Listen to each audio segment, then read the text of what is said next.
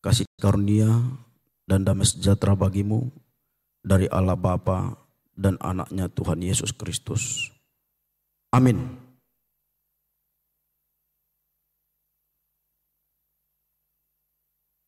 Amanginang yang dikasihi Yesus Kristus, firman Tuhan pada hari ini di acara yang sukacita ini, acara Partupulun Tommy, Kembarin dan Ruth Pakpahan, diambil dari kitab Filipi 2 ayat 2.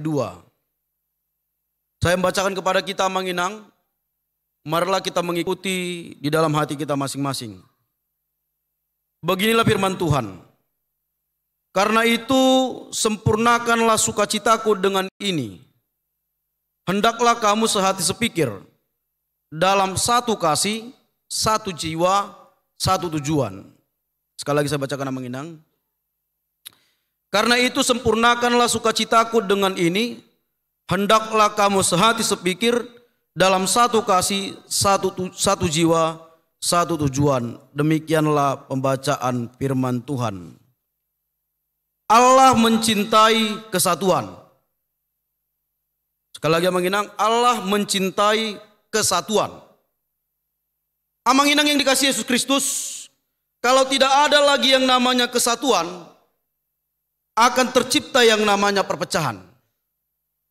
Kalau tidak ada lagi yang namanya kesatuan, maka akan tercipta yang namanya kehancuran. Inilah dampak dari ketidaksatuan. Itulah yang terjadi apabila sekali lagi Amanginang tidak ada yang namanya kesatuan itu. Pasti akan terjadi yang namanya perpecahan dan akan terjadi yang namanya kehancuran. Amanginang kalau satu negara tidak ada lagi yang namanya kesatuan, bisa dipastikan negara tersebut tidak akan lama bertahan. Itu cakupan besar. Kalau cakupannya yang kecil, kalau di dalam satu organisasi tidak ada lagi yang namanya kesatuan, bisa dipastikan organisasi itu pecah. Kalau tidak ada yang namanya kesatuan di dalam punguan, bisa dipastikan punguan itu akan terjadi yang namanya percecokan dan akan berakhir dengan yang namanya kehancuran. Begitu juga Amanginang seandainya gereja,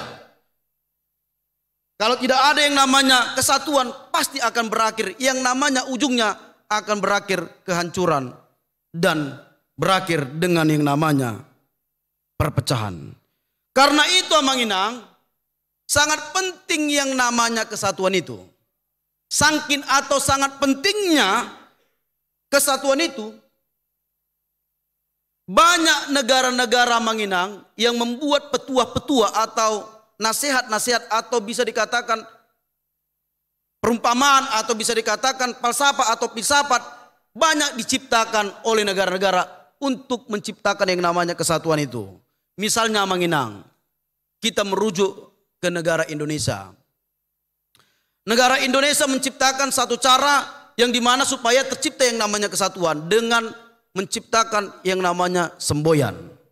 Semboyannya itu Amanginang misalnya, bersatu kita teguh, bercerai. Aduh Amanginang. Aduh lo kawin lagi dok kamu. So tunggu hari PB lagi. Iya, bersatu kita teguh, bercerai kita runtuh. Artinya Amanginang, dari semboyan itu yang mau disampaikan adalah mengedepankan yang namanya kesatuan. Itu yang dibuat oleh negara. Bahkan ada lagi Amanginang yang dilakukan oleh negara, semboyan yang disampaikan khususnya Indonesia. Apa itu? Bhinneka Tunggal Ika. Ya, Bhinneka Tunggal Ika kan? Iya, Bhinneka Tunggal Ika. Yang dimana walaupun berbeda-beda, tapi bersatu jua. Ujungnya artinya Amanginang, yang mau saya katakan dari semboyan yang dibuat oleh negara atau para tokoh-tokoh itu adalah mereka menginginkan yang namanya kesatuan. Supaya tidak terjadi yang namanya perpecahan itu. Supaya tidak terjadi yang namanya kehancuran itu.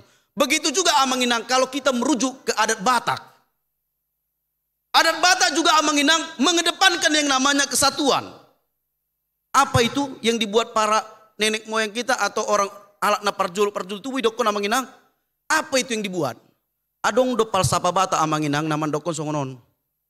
Aik godang, aik laut, dos ni roha do. Artinya amanginang. Dari falsafah yang disampaikan itu, yang dibuat itu adalah mau mengedepankan yang namanya kesatuan. Menciptakan yang namanya kesatuan itu amanginang. Supaya tidak terjadi yang namanya perpecahan, kehancuran. Dan itu juga yang diprinsipkan oleh orang Batak. Orang Batak menginginkan yang namanya amanginang, sekali lagi kesatuan itu. Karena itu amanginang, melodang adok kita nama kaholongi kesatuan, terlalu behalak Batak, nga suku-suku ni. Dangi, akainang, itu kan? Sepakat kita kesatuan lagi? Iya, sepakat. Jala ido amanginang, godang do akacara, akalangka-langka, nadibahin, akahalak namalo. Ya, banyak orang-orang membuat cara-cara langka-langka untuk menciptakan yang namanya kesatuan itu. Misalnya dari para motivator. Banyak amanginang yang dibuat langkah-langkah bagaimana caranya untuk terciptanya kesatuan. Atau dari para buku-buku. Dari buku-buku juga dapat yang namanya langkah-langkah untuk bagaimana menciptakan yang namanya kesatuan. Tapi molo halak Kristen amanginang, kalau orang Kristen landasannya, dasar utamanya bagaimana langkah-langkah atau cara-cara untuk menciptakan yang namanya kesatuan, ikon merujuk amanginang tu Bibelta, ke Alkitab kita, ke firman Tuhan. Karena apa amanginang? Karena kalau berbicara tentang firman Tuhan sudah mendasar amanginang, kalau itu dasarnya firman Tuhan pasti sudah sesuai dengan kehendak Allah. Dan inilah amanginang yang disampaikan oleh si Paulus di tengah-tengah jemaat Filipi. Dia sampaikan amanginang apa yang perlu dilakukan, apa cara, apa yang perlu dilakukan, apa yang perlu dihidupi di tengah-tengah kehidupan jemaat Filipi agar tercipta yang namanya kesatuan itu, supaya tidak tercipta yang namanya kehancuran dan perpecahan. Disampaikan Paulus amanginang dalam nats firman Tuhan di acara pertupulun Tommy dan Ruth pada saat ini adalah sehati sepikir. Pertama sekali amanginang sehati sepikir. Berbicara sehati sepikir amanginang, berbicara tentang sehati sepikir, kalau hati kadang-kadang amanginang dengan pikiran itu berlawanan. Kadang-kadang tidak sejalan. Karena apa? Karena pikiran itu menggunakan yang namanya logika. Kalau hati itu menggunakan yang namanya perasaan. Karena itu sering berlawanan amanginang. Tapi dalam hal ini amanginang berbicara tentang yang harus dilakukan untuk menciptakan yang namanya kesatuan harus full, harus penuh. Bukan hanya logika saja, bukan hanya pikiran saja yang mau disampaikan si Paulus. Kalau mau menciptakan yang namanya kesatuan, jangan hanya memakai pikiran saja, tapi harus sejalan yang namanya pikiran dan hati. Makanya dikatakan si Paulus amanginang, ikon sehati do sepikir do.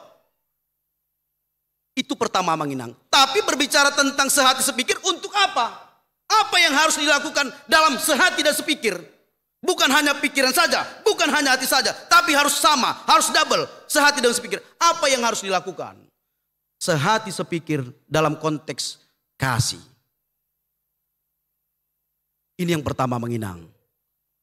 Kasih itu harus hidup di tengah-tengah kehidupan jemaat Filipi. Harus dengan konteks sehati, dengan sepikir amanginang. Untuk menghidupkan yang namanya kasih. Harus satu hatinya amanginang, jemaat Filipi itu dalam menghidupi kasih. Satu kasih yang dimaksud di sini amanginang kasih apa? Kasih yang sama. Kasih yang sama itu adalah sama-sama hidup di dalam kasih Yesus Kristus. Artinya amanginang, di dalam pergumulan, di dalam permasalahan terlebih, di dalam permasalahan rumah tangga, akan muncul yang namanya permasalahan. Tapi yang mau dikatakan firman Tuhan ini, ketika ada muncul yang namanya permasalahan itu, ikon parjuludo kolongi kasih di dalam Yesus Kristus. Harus itu yang pertama.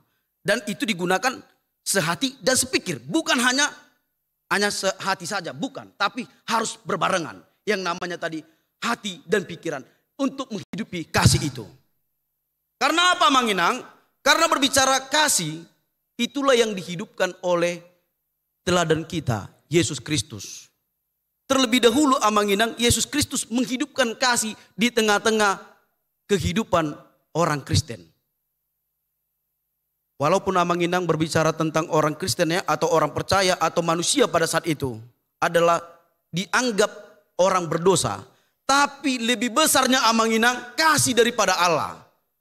Dia berikan anaknya Tuhan Yesus Kristus agar tercipta yang namanya Amanginang kedamaian di antara manusia dan Allah. Allah ni neng dohonon turpukon pertama yang mau dikatakan firman Tuhan kepada Tommy dan Ruth yang menjadi pegangan untuk nantinya dalam rumah tangga. Ikon parjolo do, kasih itu kalian hidupkan di tengah-tengah kehidupan rumah tangga kalian. Apapun permasalahan kalian, apapun pergumulan kalian di dalam rumah tangga yang akan bisa dikatakan benih-benih perpecahan harus diselesaikan dengan yang namanya kasih. Karena apa? Karena Yesus Kristus telah menghidupkan kasih terlebih dahulu. Dan itu yang menjadi teladan kita di tengah-tengah kehidupan kita. Begitu juga Amanginang dikatakan lagi. Yang kedua, dikatakan oleh Paulus untuk dihidupi oleh orang-orang Kristen di Filipi adalah sehati dan sepikir untuk yang namanya satu jiwa. Satu jiwa ini apa maksudnya Amanginang? Yang dimaksudkan Paulus satu jiwa. Satu jiwa adalah Amanginang kita dipanggil untuk hidup seperasaan. Seperti yang dilakukan oleh Kristus. Misalnya Amanginang maksud daripada seperasaan ini adalah kalau ada yang bersedih. Kita ikon do bersedih. Kalau misalnya kalau suami bergumul. Istri juga harus ikut bergumul. Tidak pula Amanginang. Suami bergumul, istri tidak ikut bergumul. Begitu juga Amanginang berbicara tentang konteks seperasaan ini. Atau sejiwa. Banyak kita lihat Amanginang di tengah-tengah kehidupan kita. Misalnya di dalam rumah tangga. Kadang-kadang seorang suami teganya Amanginang tidak memikirkan istrinya di rumah. Hanya untuk misalnya dia mau makan. Ya, makan enak di luar. Tapi istrinya tidak dipikirkan. Tidak ada perasaan. Molo adong do perasaan wajib pasti diingat. Pasti dibungkus. Tapi kadang-kadang kaum ama, maaf Amanginang ya. Kaum ama on, si pata egois nedo, manang gak ada perasaan. Udahlah, udah makannya itu. Marhuai pikiri, nggak mangan nih. Nah, mangan sendiri bana, manang dilapu, manang di dia. Tapi kalau seperasaan Amanginang, kalau kita lapar, suami lapar, harus diingatnya istri bahwasanya bagaimana, sudah makan ke atau belum. Alani ya Amanginang, ido napa duahon, harus ada seperasaan sejiwa itu. Yang mau disampaikan Paulus di tengah-tengah konteks jemaat Filipi. Supaya tercipta yang namanya kesatuan itu. Dan terakhir yang dikatakan oleh Paulus di tengah-tengah jemaat orang Filipi adalah harus ada yang namanya satu tujuan. Apa satu tujuan yang dimaksud Paulus di sini Amanginang? Yang dimaksudkan Paulus di sini adalah satu tujuan artinya satu pengharapan. Sama pengharapan kepada Yesus Kristus. Ikon sarupa dohamu. Pengharapan muna kepada Yesus Kristus. Yang dimana adalah Yesus Kristus memberikan kehidupan kekal di tengah-tengah kehidupan kita. Karena Tuhan Yesus memberikan kehidupan kekal di tengah-tengah kehidupan kita. Tentu kita terpanggil untuk melakukan hal yang baik di tengah-tengah kehidupan kita. Inilah Amanginang yang disampaikan oleh Paulus di tengah-tengah jemaat Filipi. Supaya mereka tercipta yang namanya kesatuan dan berakhir kepada perdamaian dan keharmonisan di tengah-tengah kehidupan jemaat Filipi. Dan itu juga kalian harapkan tentunya. Tentu kalian mengharapkan yang namanya kedamaian ya. Betul enggak Ruth? Ruth, toh doi? Mengharapkan kedamaian ya kau di dalam rumah tanggamu? Kau Tommy? Kesatuan? Pasti ya dalam rumah tangga nantinya. Itulah yang kalian perlu hidupi di tengah-tengah kehidupan rumah tangga kalian nantinya. Yaitu kalian harus sehati, sepikir, menghidupi yang namanya kasih, menghidupi yang namanya satu jiwa, menghidupi yang namanya satu tujuan. Yang dimana tujuan kalian adalah supaya kalian menyadari bahwasanya kalian menerima kehidupan kekal dari Tuhan. Karena itu terpanggil untuk melakukan perbuatan baik di dalam rumah tangga kalian. Amin. Tapasada marwata martang kita.